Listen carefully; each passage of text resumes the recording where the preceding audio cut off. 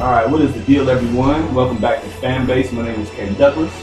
Yo, what's up? This is Bryce, aka Omatic.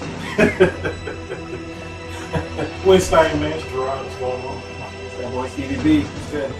We got a special series for you guys. We're gonna be talking about Metal Gear Solid in its entirety, from kind of beginning to the end. We're gonna skip over Metal Gear 1 and 2 right now, but just mostly because I don't think any of us have actually played the longest games. But Even a lot. yeah. So we're just gonna go through the story. We're gonna go through the detail of each one of these games until we get to the most recent. We're gonna go from the order of the games that came out and not when they happened in the time, because Hideo Kojima is very funny about releasing games and timelines. It can get confusing if we don't do it this way. So we're just gonna start off with Metal Gear Solid 1. First thing I want to bring up is I want everybody to tell a story about. I know you're probably more recent, Steve. About the first time they played Metal Gear Solid, what was going down that time. Bryce, why don't you go ahead and hit us off? Alright. Actually, never forget how I got my first copy of Metal Gear Solid. I actually found it in '99. I was in a thrift shop and we were getting games and my dad was getting tools and whatnot. Oh, someone threw Metal Gear Solid into a thrift shop. Wait. After I had it wrong. it came out. I got mine at a pawn shop. It was a pawn shop. Pawn shop, not thrift shop, my bad. That was like for GameStop and shit. Yeah, I used to go there all the time, see what little goodies I could get. So my dad said that I could get a game, and at the time I knew nothing about Metal Gear Solid. So it was between Abe's Odyssey, Oddworld at the time, which I knew I was like hella jazzed to play the game. It was a random, just white covered, red lettered game called Metal Gear Solid. And I was just looking, I was like, I really want to get Oddworld, but something about this game is calling to me. So I got it. I think actually as soon as I got it, I was kind of disappointed. I was like, man, I should have got Oddworld. It was probably the greatest mistake I ever made. I was hooked ever since. What about you, dude? Actually, my oldest brother told me the story of how we got done. So he went with my mom to go to a Christmas shop. He was like 18 or something like that. And so we got a PS1, right? And so she's in a section playing with the games or whatever, and she's just like grabbing random games, because she don't really know what's what. And he says she gets to Metal Gear, she picks it up, and she's just like, why is this one thicker than the others? And I was like, okay. And he was like, oh, because it's 2 discs. She's like, oh, game's 2 discs, it'll last them for a longer time. So he's like, she throws it in the car. You know what I mean? So it was like a happy accident, man, because I didn't know anything about it. It's like we knew literally nothing about Metal Gear. And like, she was like, watching us play it. It was just, we didn't know a game like that existed, but it was so far out of stratosphere for what we could have expected from the game. It was a surprise. Absolutely. What's up? Man, my story is very recent, but it's not nearly as cohesive as everybody else's. Mine's was the first time I actually played any Metal Gear Solid was the second one. It was recently after I got my PS2, and I actually got a demo CD out of one of my EGM magazines. And so I tried that, and I played probably about 10, maybe 15 minutes. I didn't think it was whack or anything like that, but I was just like, this is not my shit. So I stopped playing it for years and years. And this was around the time I met all the other guys, and everybody had been speaking highly. Everybody had their happy accidents already. They were feeling shit. And they tried to put me on Metal Gear Solid 1. Still wasn't for me. Years go by again. Today, or not today, more like 2 weeks ago, I finally started playing Metal Gear Solid 1. This is 2014. And you bought Legacy Collection. And also, yeah, you're right. I bought the Legacy Collection because I was like, you know what, man, let me just go ahead. I'm older now. I'm wiser.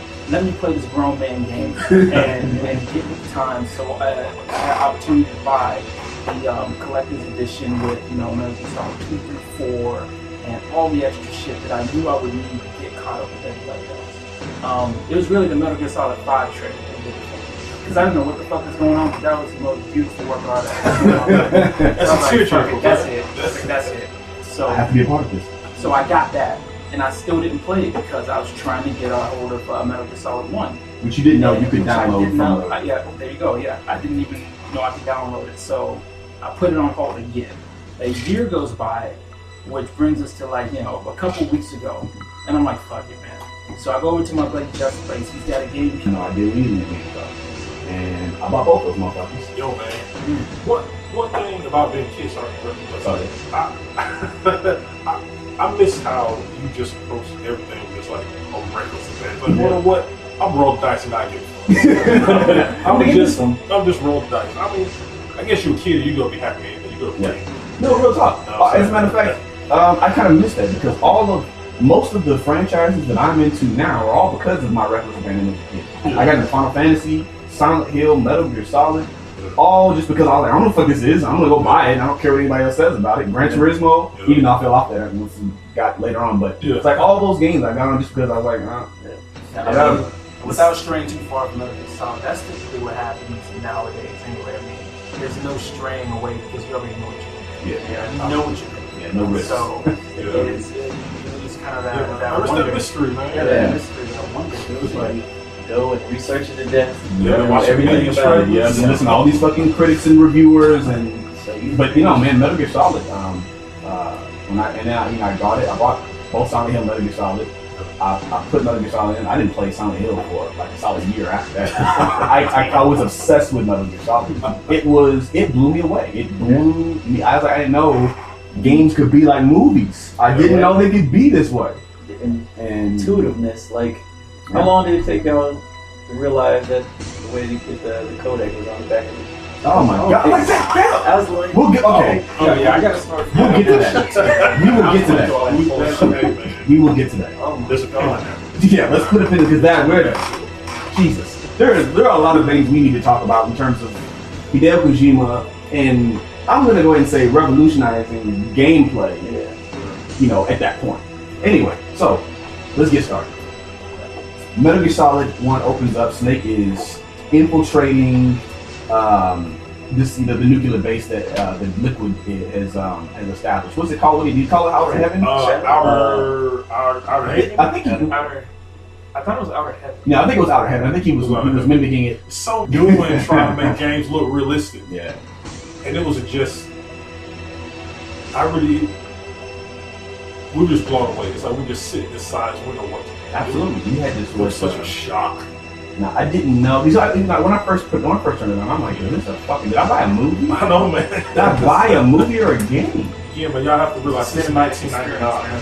And I believe in the Twin It's like Snakes version, didn't they 1999. show like Colonel in the submarine too, like people walking around in like a submarine while he was talking to Snake? I don't know if Okay. remember that. I don't remember that. It sounds exactly like how you guys are describing, Snake swimming in underwater. That's how it He started like off. burns all of the things. Yeah. It's like this whoever that woman is, that beautiful woman singing. She's like, but a beautiful woman God singing. bless you. God bless you and your voice. Sultry ass voice. And the one thing that made an impression on me that I thought was good until today was fucking David Hayter in that voice. That goddamn voice. Snake gets to the top of the elevator, and the first thing that he says to Colonel, it puzzled me for the entire game. I don't know anything about fucking games. And he goes, "Colonel, that room 556 was done." And I was like, I don't know what he's talking about. I don't see any fruit or vegetation. I was so confused. Yeah, man. And one thing that was lost on the intro was when it really lost it. It was supposed to be epic, but I think this was lost on everyone was when he takes off the mask. And this is like, oh shit. And even I have no idea who the fuck this man is or what his importance is. Never heard from him here. And we're like, oh, it's like we're hyped for the moment, although I don't know who the hell he is. Never seen his face before. I mean, no one has, and this is the first, attempt at a realistic look. It's like, although if you look at the graphics now. Yeah. They didn't have lips, did they? They didn't have eyeballs. They had like a tint on their eye. Like a dark dark pixels. And somebody used a crayon. And if I'm not mistaken, this is what I liked about Hideo Kojima is that even at that point, Metal Gear 2 came out like when I was born, like Metal Gear 2, like 87 when it came out, and it didn't weren't that widely popular. Yet he still makes Metal Gear Solid, Metal Gear Solid as if everybody's been waiting for a sequel, right? Because like that reveal with the taking off the mask and the thing, and he's like he does an epic turnaround as the name of the game comes over his head. It's like I feel like I'm supposed to know who this is. I like how he was really feeling himself. Like, he was just like, you motherfuckers know you've been waiting for this. I know y'all been waiting for the sequel for 10 years. What is this game? But I feel like I'm waiting on my life. Yeah. But I really think that was you could tell how happy Hideo Kojima was with being able to make, because he struggled with not just breaking into the industry, but getting his ideas and making his company succeed or whatever. When he got to Metal Gear Solid 1, I bet he was just like, finally, I get to really dig my fingers into this project that I really want to make successful. And it was a hell of an intro to a game. I mean, like you said, I don't even know who the hell this Snake Guy was. I feel like I'm supposed to, feel something for this, and I do. It seems like a big deal, so yeah, I'm rolling. And I had such a difficult time with this game. I mean, the moment you before I even got on the elevator, I struggled with taking those two motherfuckers out. I lost my shit when the third dude came down the elevator. I was like, "There's three. What am I gonna do?" Setting that difficulty level. The hardest thing to grasp was that you weren't supposed to let them see. Yeah. That's what took us hours to realize. Mm-hmm. So used to the run up, punch them. Yeah. Okay, we got to something. And this is just I briefly want to talk about the controls. Because like I said, I never really got into the game until now. So in Twin Snakes, I'm allowed to do first person. Right, That changed a lot of shit because I'm told that in the original Metal Gear Solid, it was top down the whole way. Well, you could do first person, but you couldn't move or do anything in that mode. You could only look. Yeah. And the top down till like certain ones. But it was like sideways. Yeah. Totally top down. Stinger missiles, when you shoot the Stinger missile. Oh yeah, that's right. You can do It was that. the first person. Yeah. I was going to say, because I use first person a lot. But in first person, in Twin Snakes, I'm sure you're able to aim and shoot in first person, right? Yeah, You yeah. couldn't do that in Metal Gear Solid. Oh man. Yeah. Oh, bro. No, you could not do that. You couldn't do any distance stealth until you You could be on in the same hallway as a dude and you wouldn't make a You wouldn't scene. even know. Yeah. He's the other end of the hallway. Yeah, and You you're would just not be able to see. So real quick, let's. Snake has been contracted. He's in retirement, and he gets contacted by Colonel Campbell to stop this terrorist threat.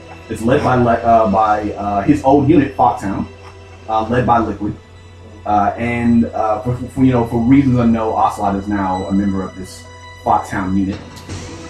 And Snake's in retirement. We don't, like I said, I didn't, I'm like, dude, this nigga looks fucking fit to me. What else is he doing? Living in Alaska, doing whatever, and he gets contracted to come in and infiltrate the space, stop this.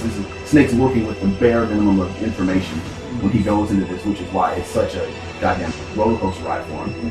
And he goes in there and he sneaks into the facility. Remember, we don't actually ever see. I feel bad. I just Give us a minute. I know, Octopus. Decoy Octopus. Decoy Octopus. Decoy Octopus. And he explains to Snake what they're capable of. Metal Gear Solid, who can launch a nuclear warhead from any type of terrain. It's a walking nuclear fucking holocaust. Snake's like, You knew?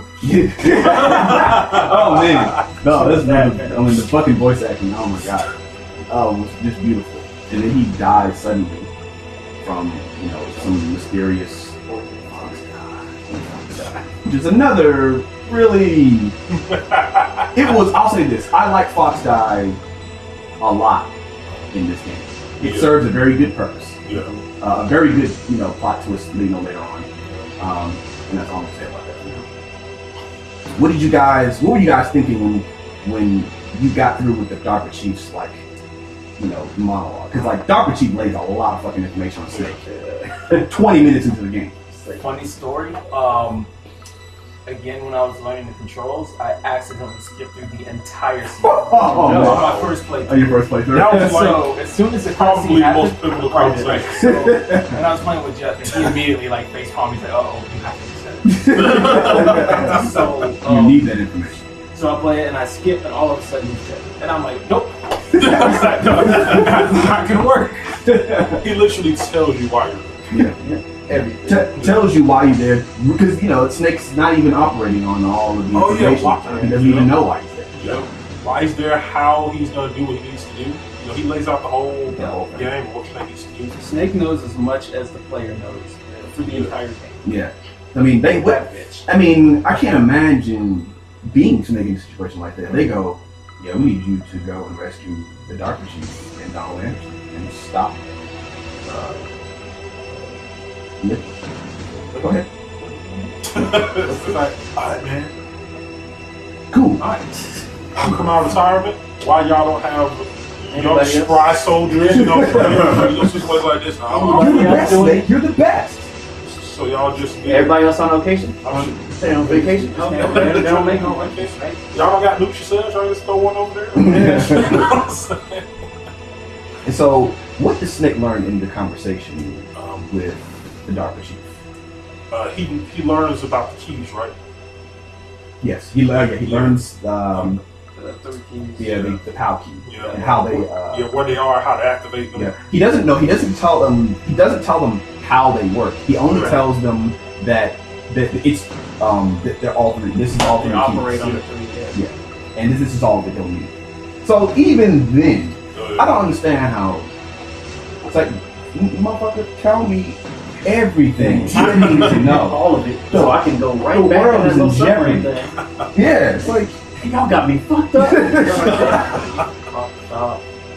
And then he has a heart attack. Snake calls Colonel Campbell. Campbell is, an asshole. Snake, I don't know. Maybe he's had a heart attack. I don't know. It's a pretty stressful situation. Every time shit hits the fan, like some crazy shit, Snake will be like, "What the hell?" What the hell? Colonel! And then Colonel with the bullshit. Colonel never has any fucking answers. That was my boy. Colonel. And so right after that, Snake breaks out with Meryl and encounters one of the most pivotal villains I've ever seen in a video game. Ever. Psycho Mantis. Psycho Mantis, one of the best boss fights I've ever experienced. You've ever experienced. Oh, yeah. Admit it.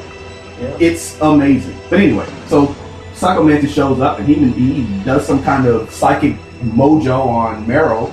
She shoots the place up and runs with her little cheap ass run. I don't understand how she got that run being in the military, but Yeah. she has some kind of ass swagging run that she does. And Snake is yet again at a loss. So he goes to find what's his name? The president of I'm having trouble remembering the company he works for. He's the president. We should have. But like I said, I want it to be authentic. If you hate us, put it in the comments. If you hate us, like, comment, subscribe. You know what I'm saying? But I promise you, it's been a very long time since any of us have played Metal Gear Solid 1, with the exception of Steve. So I really have no excuse. Other than I just, forgot I'm not that one. It is difficult. It is difficult to recall. I mean, It's a lot of things. he never you but dumps a It's lot of information on you. A lot of information. A lot of shit happens in another Gear game. And this isn't exactly, this is really just kind of a friendly remembering of such a lovely game, going through the story as we can. But Bryce is going to look up, it's not even all that important, like the company that he works for, but I just need to know it. Just like your name. And so Snake infiltrates the base further, encounters Revolver Ocelot for the very first time, and in Twin Snakes, that's probably one of my favorite scenes in the fucking game with the hand tricks and when he gets his hand cut off. And it's so anime because it takes like 10 full seconds for the blood to erupt from his arm. And wait, My hand! it's Salvaged it though. it's like he You wanted. can take the save that shit though. They need to use it later. It's like he's so much of like a narcissist. He won't even. It takes him a moment for him to even accept his hand got cut off. He's like, no, And man, his body follows suit. no. He didn't just cut my hand off. He just cut my hand. He Bro. did not just cut my hand My hand didn't just get lopped off. So he has this epic battle with Revolver Ocelot. Then this crazy cyborg ninja shows up and cuts off Revolver Ocelot's hand and starts talking about this fucking crazy, you know, war rattled mumbo jumbo. And Snake, Yeah. Snake's like, "Who are you, Colonel?" Like I feel like every single time something happens, he fucking calls Colonel and says the same thing. Throw out that money. I'm pretty sure it's coming back to me. I'm gonna remember the name of that fucking company. President Anderson or something like that. Anyway, it's not important. And so he talks to this Arms stick. Arms Tech. Oh. Arms Tech. Oh my god, beautiful. Arms. I feel so much better. Great name. And so he has this. Clearly, there's some kind of, you know, past that this ninja is referencing the Snake. Snake has no idea. He also got a few screws.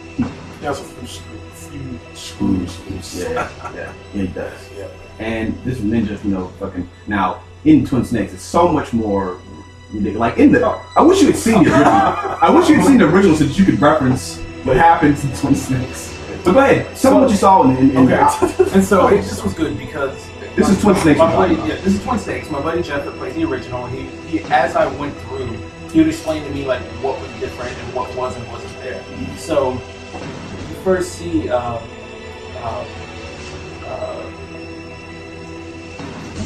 Gray Fox. You talking about the ninja? yeah, well, Psycho Mantis. Oh no, Gray Fox. Gray Fox is the ninja. Okay, sorry. So anyway, when you first see Gray Fox, at least in the Twin Snakes version, they actually show the scene of how all the bodies get laid out in this hallway. And so Oh yeah, I know what you're talking about. yeah, so that was some gruesome shit. Seeing dudes get sliced in half in a Metal Gear Solid game when the tone has been set for I don't know. This is Stealthy, clean. I guess kills. just stealthy clean like some fucking And Selfie clean bullets. I mean, this is a motherfucker who's in the military. Nobody Yeah. uses swords. Keep in mind, this is pretty much the first time I've seen blood in this game, outside of like Ocelot losing his hand. So it went from 0 to 100 Yeah. really fucking Turned fuck up. quick, really fast. So that was dope. And Scared in the shit between- out of me. I was just like, okay, you don't want to fight him. But But you do right after, like the scene he's talking about. That's like the first. Don't you fight him twice? No, you don't. No, that's just like that's right before the. And Yes. that's when you're. But saying, when he cuts off Ocelot's hand, that scene. When I played Twin Snakes the first time, oh yeah, that did come first. I did not. I was not. In the original game, it's he cuts Ocelot's hand off. He does that. I am like you. I am.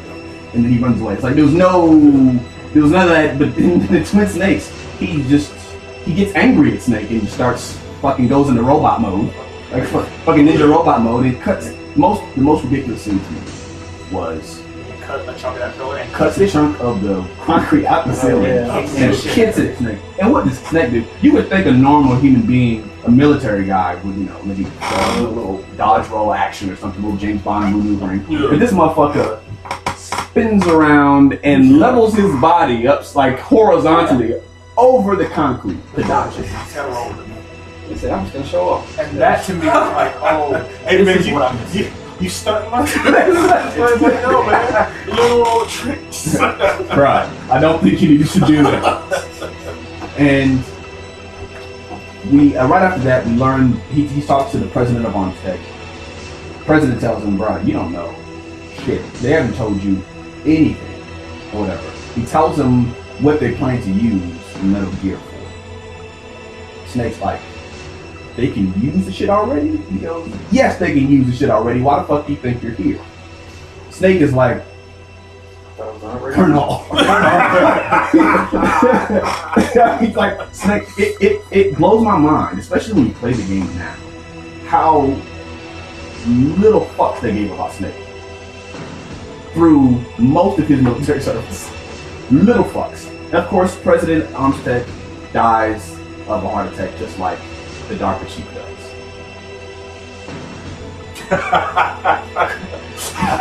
Colonel. What the fuck is going on? And this is the part we were referencing at the beginning of the game. that goddamn codec number. Trying to call Meryl was one of the most difficult and trying aspects of that game for me. It's like looking everywhere, you're looking through all your menus.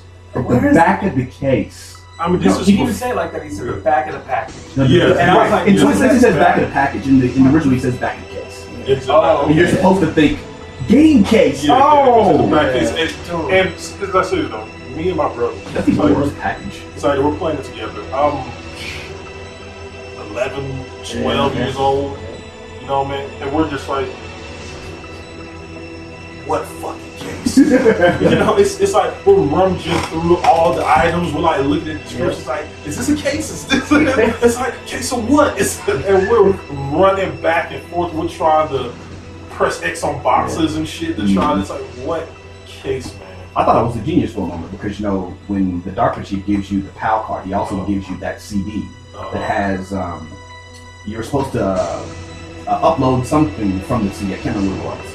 And I was like, oh, it's in a case. And I go and I look and it just kind of gives you a vague description of what the fuck it is. And this is before, like, you know, at least before I had the internet, man. Yeah. Like, really, like, you know, for, like, you know, forums and shit like that for games and whatnot, man. And it's like you would have had to probably had the issue of Game Informer that, you know, it was issue of the month when the game came out, and they probably had something in the back, you know, probably said, hey, that would be some case. I don't even I got remember. mad. I thought I got played because I got it from the pawn shop. Like, niggas, Imagine, shit with the case. but imagine playing a game if you didn't have game case. Yep. I did not have the game case. How I did not have the game case. internet. Oh, man. But I didn't know that. You gotta understand, I'd never heard of any of this shit. I was too proud to use the internet. And I'm like, yo, man, you're fucking middle school king. Middle school juice can beat this shit. I'm fucking grown ass human being. I was like, no, I'm not going to the internet for this. And originally, I had, you know, Jeff kind of like back me up, saying stuff like, yeah, you could do this, you could do that. He never gave me an answer. He kind of guided me a certain way. So as soon as I got to that part, he shut down. He didn't say anything. And I was just like, okay. So I did that too. I rummaged through all my shit. I'm like, okay. And then I went back into the armory. I'm like, okay, maybe some shit in there. Maybe go check out the key cards. I'm poking around in doors that I didn't go in before. Nothing. Dude, I went all the way 30 back. fucking to the minutes beginning. later. 30 minutes later, he was just like, they're talking about the back of the actual game kit, which I don't have, so you're gonna have to get on the internet. You motherfucker. The way we found it was out of sheer frustration. You know, it's like we're just about to cry, but we're just so we need to get further into this shit is unfair. So one of my brothers, my brother Mark, he's like picks up the case. It's like he just looking at it just because he's just mad, and he just stops. And he just holding the case in silence. He's just holding it, and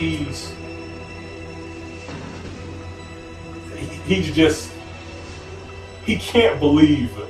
It's like he knows that's the answer, but he won't Acknowledge. let it soak in. He won't let himself believe it. Yeah. And he's just looking, he's just like, and he's hands it to my other brother. And he's looking at it, he holds it up to his face. And it's just like, without saying anything, he just puts it down and puts the code into the game. And we're all just like on the edge of our seats, just like, no. It's that raw thing, like it's like silently in unison. It's like, no, this is not, and it fucking works. Yeah. We just erupted like you would thought we just beat the game. We were screaming and we're just like, yeah, it's man. But it was such a genius move, Yeah. though.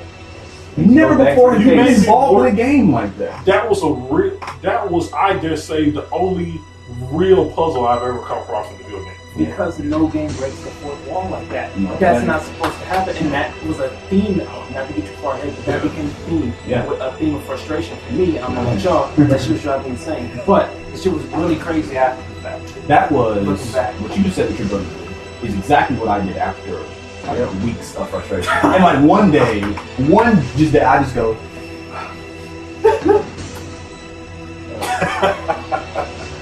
I almost wanted to cry, looking at the case, and I just silently.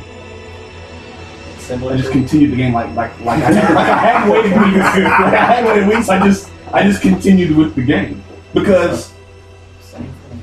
was that how you experienced? Like, We know we're gonna have to take the game back. did anybody actually be like, case, and it's like, did any kid do Not that? at all. We're like, it's gone. Look, Somebody didn't put it in there. there was some And genius. we're like, And that's one thing about game design they steer clear from. It's like purposefully infuriating the player. It's just like I'm going to piss you off. I'm literally going to hurt you. I'm literally going to hurt your feelings. You're gonna continue playing. And you're going to. It's like I'm just going to make you feel stupid and low and bring you down to this low point where you question your own intelligence. Yeah, he did was a bit of an asshole. He's still a bit of an asshole. Yeah, but in a lovely way. yeah, But that was that shit was powerful. and another thing that really went over my head at the time when I was playing as a kid. But there's a lot of philosophy behind nuclear deterrence, and but especially at the beginning of the game, the past two, Dr. Chief and the Armstrong president, they spent a lot of nuclear, deterrence, theory action or whatever.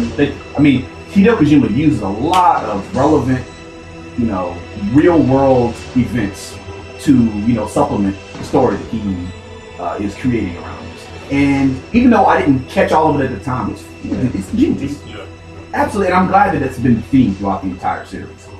But we have reached the 30-minute mark. We're going to go ahead and wrap this episode up. okay. And we will see you guys next time on this Metal Gear Solid series. Peace.